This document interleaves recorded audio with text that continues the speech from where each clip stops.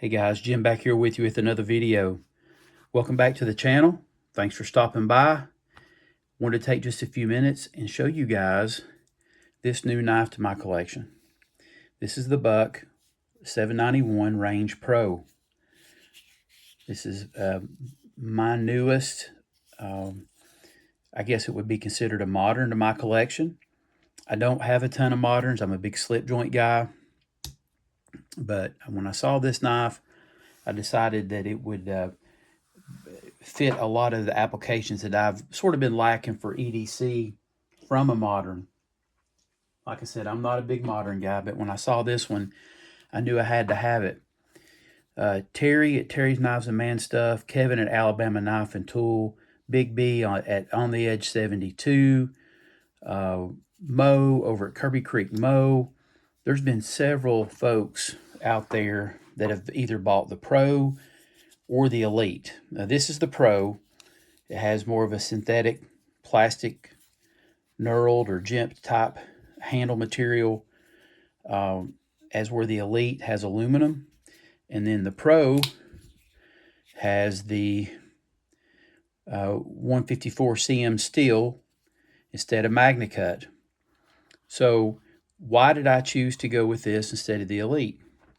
So there's a channel that I subscribe to, as many of you guys do as well, Gideon's Tactical. The guy did a video. I was over camping over the Labor Day weekend, and he had shown the Pro and the Elite and the mini versions of both, the smaller downsized version, what he liked and what he didn't like. And since I was going to be buying this knife to use for EDC, for many various tasks, opening boxes, cutting straps, cutting food, cutting tape, just more of a constant type companion for EDC, he said he preferred this because it had a better grip instead of the aluminum. And that, 154 cm steel is not a slouch blade steel. It's not too bad to sharpen. It holds a decent edge. And the MagnaCut was tempting. I have no knives in MagnaCut, but I think with the handle material and with this blade steel, this combination was going to fit what I was going to do with it every day. It was going to be the best application for it. So that's why I went with this one. Now, a couple things about, and this, it may have just been my knife. Maybe it's more like some of the others as well. I don't know. But when I bought this and got it open, I'm not going to walk you through the box. It came in one of the neat black Buck boxes. Smoky Mountain Knife Works, with the Pro anyway, from when I ordered mine, they threw in this Benchmade cloth, which was pretty cool. So thank you, SMKW. But when I got this one, it didn't quite open and close the way that I thought that it should. Especially after watching Gideon's video, Gideon's Tactical. So all that I did was, I can't remember what size screw that is. I backed it off just a little till I got the action that I wanted, maybe a quarter of a turn with the open and close. And then I just tightened it until I felt like it had tightened back too much, and then just loosened it a tad. So anyway, just some fine adjustment on the pivot screw is basically all I did to get the action to where I like it. You can slow roll it. All right. You can flick it. And it's great for, one-handed action. So that's what I did there. So I fidget a lot with my knives. I don't know if you guys do or not. If I'm taking a trip or driving, I'll have it there beside me. I like to fidget with them and different things. And this thumb stud had a real bad sharp spot on it.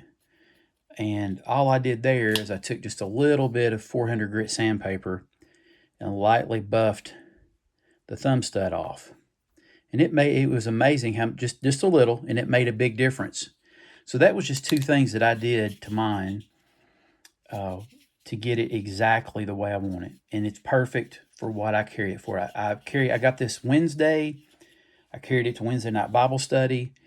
I've carried it all day Thursday, Friday, and all day today. I've been doing some chores around the house and been using it all day today. It's easy to fit and carry in shorts or jeans. It's going to be a really perfect EDC. It's close to perfect for me anyway, for the foreseeable future anyway, guys. So great action, great close. So give you one more look at there. That's why I went with this, with the Pro, for the grip of those handles. And the pocket clip too, I noticed this. It's got more of like a stone wash. I guess if you carry it and get scratches and things on it, it won't show as bad. And one thing I've noticed from the Pro to the Elite, some of the guys that have the Elite, the pocket clip screws in on the side, attaches on the side. I think on the Elites, it attaches from the top, which is cool. I sort of wish they'd done that with this one too, but I think the aluminum might be just a little wider. So either way, I'm fine with it. I'm fine with this pocket clip. Buck takes a lot of abuse for their pocket clips, justifiably so on some of these, but I like that. I have no issue with that pocket clip. So a few more of the knives that I typically carry for EDC, as far as a modern goes for me, I love my Spyderco PM2. I carry that quite a bit. Hopefully I've got enough room here. This is the only Benchmade that's in my collection.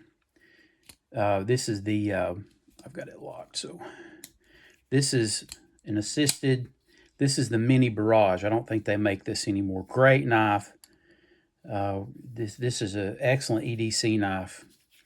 This would probably be closer to the mini version of the range, but yeah, just a great knife. I carry this one quite a bit. I like the Kershaw Blur. I think that's a great knife. It's really light. It fits the hand good. And not saying I'll never carry these knives anymore, guys, but there's so many things I like about the range that's going to really, I think, work a little better for me. And I carry this. This is sort of a bulky for EDC, and that's one reason I don't carry it as much. But this Gerber Propel, I really like this one. It's good to wear with gloves. I like the Tanto type blade. It's razor sharp. But I carry this one quite a bit for a modern. And then I carry the Spitfire. I call that CJ's Spitfire. So I carry this quite a bit. But I would say out of all of these, the one I carry the most, or the couple I carry the most, would probably be these two.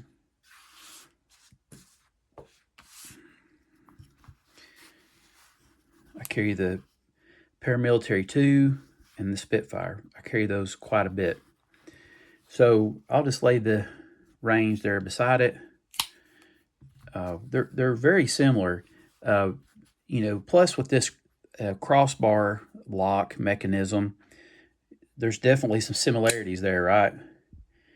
My understanding, the patent ran out on this, so there's several vendors, manufacturers going to this. This is Buck's take on that action. A lot of similarities, blade lengths, so forth and so on in these knives. That's what makes them such a great option for EDC. And like I said, not to say that I wouldn't carry these anymore, but there's things I like the sleekness. And this one has a little smaller handle. The range has a little smaller handle than the PM2. I love the PM2. Definitely will continue to carry the PM2. Little sleeker blade design there. Little different grind than the PM2, which is still a really awesome knife that I'm happy to have. And then I really like the Spitfire as well. It's a great carry option. But, you know, I've not messed with the pivot much on mine. I always just see this as a slow roller. And plus it's a lock bag. So definitely a two-handed action on that one. Still a great knife. As where with the range, it's definitely one-handed open, one-handed close. So I don't typically ever do this either, and I've I don't really typically with my showing you guys knives. I don't get into weighing knives or anything very often. If I can get my scale to work. So as far as a weight on some of these, I was curious, and I've not weighed any of these knives yet, to see sort of how the range stacks up to that. The PM2, 3.9 ounces.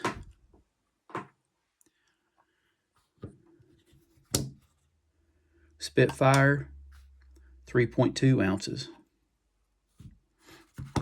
And the range, 2.8 ounces. So definitely lighter. And that's another plus with this, because you know, a lot of times if you've got shorts on, working around the house, traveling, doing whatever, the weight of a knife can make a difference there as well. So these are just some of the reasons, guys. I just wanted to share with you all why I think this is going to be a great EDC knife for me. A shade smaller than the PM2 as far as footprint and taking up space, especially with the sleekness there. It is over an ounce lighter. And with the Spitfire, compared to the Spitfire, you get the one-hand operation there. And I think what I feel like is a better pocket clip as well. So guys, there you go. There's my take on this new Buck Range Pro. That's why I really like it. And you guys will be seeing more of it. Hopefully I didn't bore you guys too much with this video, but I did want to show it. Did want to take some time to show it. I may do some more videos after I've had it a month, 3 months. I'm going to try to carry this thing pretty solid. It's hard for me to carry one knife for very long, but I could definitely see me carrying this one for quite a while with some different slip joint options. All right, guys. Well, there you go. The Buck Range Pro, and hopefully continue to have good things coming from that. So with that being said, guys, carry on. Don't let your EDC weigh you down too much. We have a Savior we can turn to. Guys, thank you for coming by. Thank you for checking out this new knife. We'll see you on the next video.